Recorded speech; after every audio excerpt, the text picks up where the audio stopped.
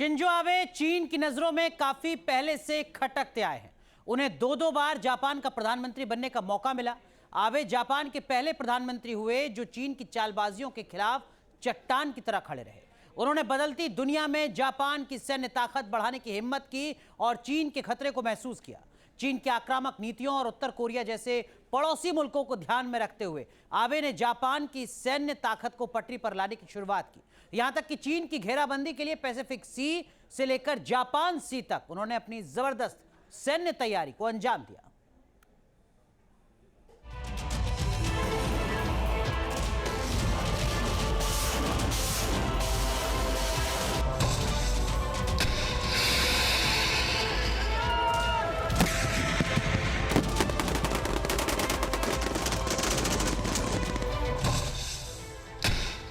हाल में यूक्रेन पर रूस के हमले के बाद से ही जापान भी अलर्ट मोड पर है। जापान ने दूसरे वर्ल्ड वॉर के बाद अपनाई गई अपनी रक्षात्मक रणनीति को छोड़ दिया है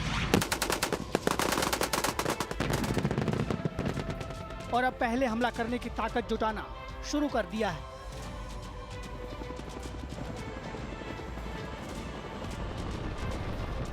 ये जापान की नौसेना की हुंकार है। ये जापान की नई ताकत का प्रतीक है।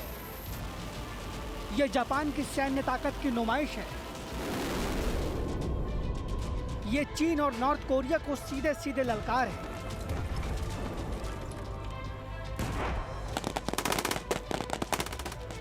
जापानी सेना के ऐसे जज्बे और मनोबल के पीछे जापान के पूर्व प्रधानमंत्री शिंजो आबे की रणनीति सबसे अहम है। यही वजह है कि जापान अपने रक्षा बजट को भी दोगुना करने की तैयारी कर रहा है। जापान दुनिया की तीसरी बड़ी अर्थव्यवस्था है और जापान अपनी जीडीपी का अगर 2% रक्षा पर खर्चा करता है तो वह दुनिया की तीसरी बड़ी सैन्य ताकत बन जाएगा। हाल ही में हुए क्वाड शिखर सम्मेलन के दौरान चीन और रूस ने अपने परमाणु बॉम्बर भेजकर जापान को डराने की कोशिश की थी। ऐसे में जापान ने भी चीन के खिलाफ अपनी तैयारियों को धार दे दिया है। जापान के 114 वॉरशिप पैसिफिक और जापान सी में तैनात है। यहाँ जापान ने शार्यू सबमरीन की तैनाती कर रखी है। जापान ने यहाँ एम्फीबियस शिप को भी तैनात किया हुआ है। जापान का Congo class guided missile destroyer भी यहाँ तैनात है। जापान ने हार्पून मिसाइल भी यहाँ तैनात की हुई है। और तो और SM-2M air missile defence system भी जापान ने यहाँ तैनात कर रखा है। तो शिंजो आबे पूरे जापान के डिफेंस पोस्चर को सशक्त बनाना चाहते थे। पूरे इंडो पैसिफिक रीजन में लोकतांत्रिक राष्ट्रों के बीच के गठबंधन को मजबूत बनाना चाहते थे। इंडो पैसिफिक रीजन के रूल्स बेस्ड ऑर्डर को बनाए रखने के लिए, उसे सशक्त और मजबूत बनाने के लिए वो कवायदे कर रहे थे। जाहिर है कि इससे चाइना चिढ़ा हुआ था। चाइना उन्हें पसंद नहीं करता था और जाहिर है कि उनकी जो हत्या हुई है उसमें कोई अंतर्राष्ट्रीय साजिश भी हो सकती है। दरअसल रूस के यूक्रेन पर हमले से एशिया प्रशांत क्षेत्र में भी चीन को लेकर चिंता बढ़ती जा रही है। यही वजह है कि अमेरिका लगातार जापान के साथ खुद को खड़ा दिखा रहा है। ये एक तरह से ड्रैगन की जंगी तेवर को ललकारने की कोशिश भी है।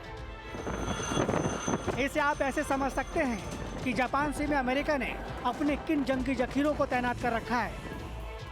जापान के योकोसुका में अमेरिकी USS रोनाल्ड रेगन एयरक्राफ्ट तैनात है।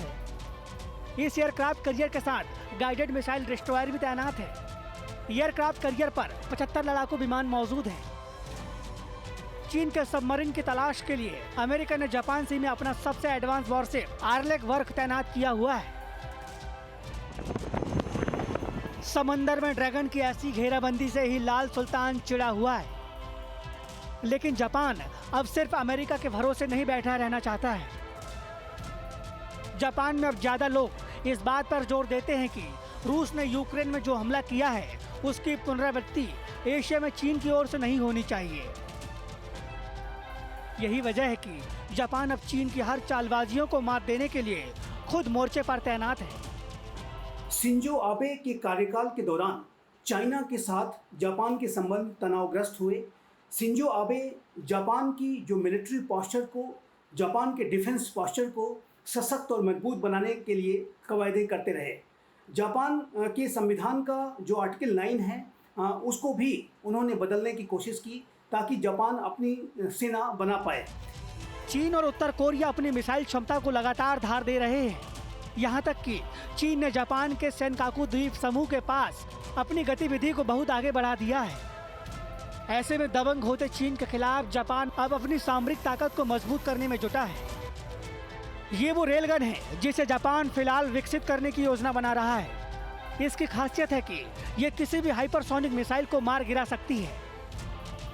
ये रेलगन चुंबकीय क्षेत्र में इलेक्ट्रिक करंट को प्रवाहित कर प्रोजेक्टाइल को फायर करने में सक्षम होगी। इस तकनीक पर विकसित रेलगन बाकी के हथियारों की तुलना में कम समय में ज्यादा तेजी से गोले को फायर कर सकता है। इसकी स्पीड भी किसी पारंपरिक हथियार से फायर की गई गोले के मुकाबले ज्यादा होगी। ये नेक्स्ट जनरेशन सिस्टम जापान को लंबी दूरी की मिसाइलों के साथ कई लेयर की सुरक्षा देगा। इसके अलावा जापान के पास फिलहाल अमेरिका में बने 100 F-2 फाइटर जेट्स हैं। इसके साथ ही अमेरिकी F-15 फाइटर जेट एयरक्राफ्ट भी जापान के पास है। यही नहीं, जापान अपने मिसाइल डिफेंस सिस्टम को भी मजबूत करने पर काम कर रहा है। Team news nation. तो शिंजो आबे को चीन की नीतियों का कट्टर विरोधी माना जाता है। चीन ने जब जब दुनिया के किसी भी मुल्क पर आंख तरेरने की कोशिश की तो शिंजो आबे ने उसका जमकर विरोध किया। जापान को हमेशा से एक सैन्य ताकत के रूप में मजबूत करने की कोशिश की। चीन के बढ़ते प्रभाव को कम करने में उनकी कोशिशों से चीन काफी चिढ़ता था।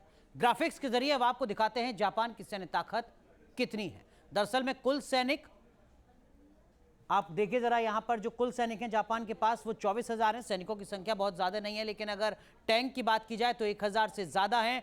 फाइटर प्लेन 217 हैं। अगर अटैक हेलीकॉप्टर की बात की जाए तो वो जापान के पास 119 हैं। नेवल शिप की अगर बात करें तो नेवल शिप 155 है, जबकि सबमरीन 21 सबमरीन है जापान के पास। चीन हमेशा से ही दूसरे देशों की सीमाओं पर अपनी नजरें गड़ाए रखता है। चीन की इस हरकत से जापान समेत तमाम पड़ोसी देश परेशान हैं। ऐसे में जापान के पूर्व पीएम शिंजो आबे चीन के लिए बड़ी चुनौती बनकर उभरे थे। आबे ने अपने कार्यकाल में जिन नीतियों को अपनाया वो सीधे सीधे चीन के वर्चस्व को चुनौती थी। यहां तक कि आबे ने चीन विरोधी देश यानी अमेरिका, भारत, ऑस्ट्रेलिया के साथ मिलकर चीन को घेरने के लिए क्वाड के गठन में खास भूमिका निभाई।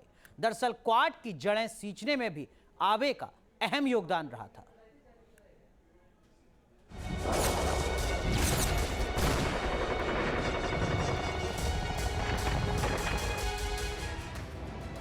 समंदर में बारूदी हलचल,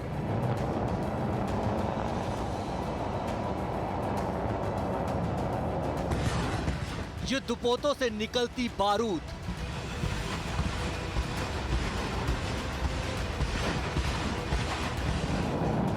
मिसाइलों से वार,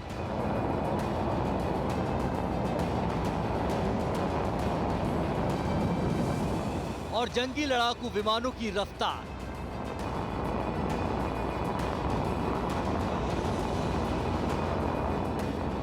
ये क्वाड देशों की साझा सैन्य ताकत है जिससे चीन की नींद उड़ी हुई है।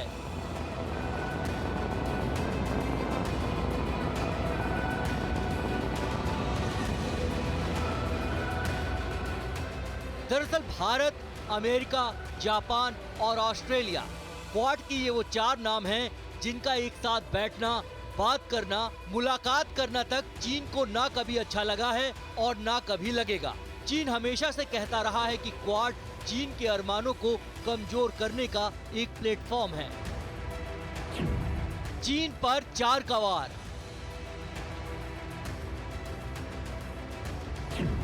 क्वाड से चीन के अरमान पर नकेल।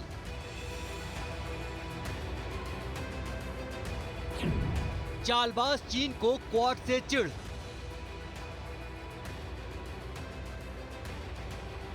क्वाड को चीन कभी एशियाई नाटो तो कभी छोटा नाटो कहता है, लेकिन क्वाड के ये सदस्य जानते हैं कि ड्रैगन अपनी विस्तारवादी नीति को लेकर किस हद तक गिर सकता है।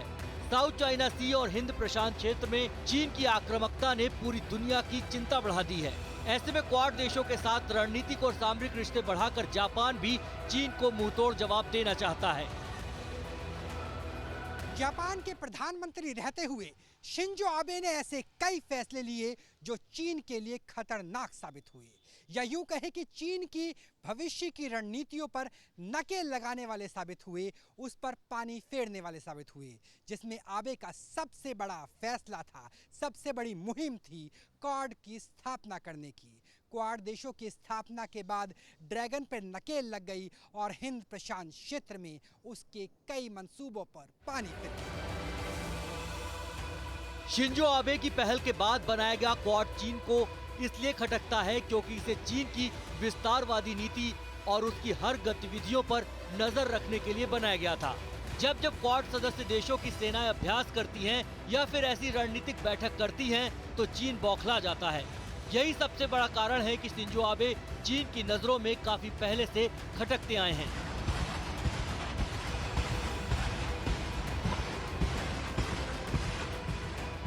इसलिए जब दुनिया भर के लोग शिंजो आबे के जल्द ठीक होने की प्रार्थना कर रहे थे तो चीन में इस बात को लेकर खुशी जताई जा रही थी। के पूर्व प्रधानमंत्री शिंजो आबे एक विजनरी लीडर थे। वो ग्लोबल स्टेट्समैन के तौर पर पूरी दुनिया में सम्मान का पात्र थे। उन्होंने क्वाड के इनिशिएटिव की आधारशिला रखी थी और जो confluence of two seas, Indian Ocean और पैसिफिक ओशन के संगम की बात उन्होंने कही थी, जो विश्व के लोकतांत्रिक राष्ट्रों के बीच में गठबंधन बनाने की वो बात कहा करते थे, उसी का परिणाम है कि आज जो क्वाड का इनिशिएटिव आगे बढ़ पाया है और क्वाड आज सशक्त और मजबूत पार्टनरशिप के रूप में उभर रहा है, जिसकी की आधारशिला शिंजो आबे ने ही रखी थी। जाहिर है कि चाइना उसे बिल्कुल भी पसंद नहीं करता। चीन हमेशा से ही दूसरे देशों की सीमाओं पर अपनी नजरें गड़ाए रखता है। जापान के पूर्व प्रधानमंत्री शिंजो आबे चीन के लिए बड़ी चुनौती बन गए थे। आबे को चीन की नीतियों का कट्टर विरोधी माना जाता है। चीन ने जब जब दुनिया के किसी भी देश पर अपना दबदबा कायम करने की कोशिश की तो शिंजो आबे ने खुलकर उसका विरोध किया।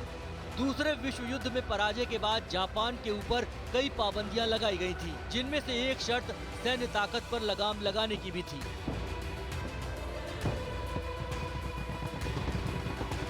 शिंजो आबे जापान के पहले प्रधानमंत्री हुए जिन्होंने बदलती दुनिया में बदलने की हिम्मत की और चीन के खतरे को महसूस किया। चीन की आक्रामक नीतियों और उत्तर कोरिया जैसे पड़ोसी को ध्यान में रखते हुए आबे ने फिर से जापान की सैन्य ताकत को पटरी पर लाने की शुरुआत की।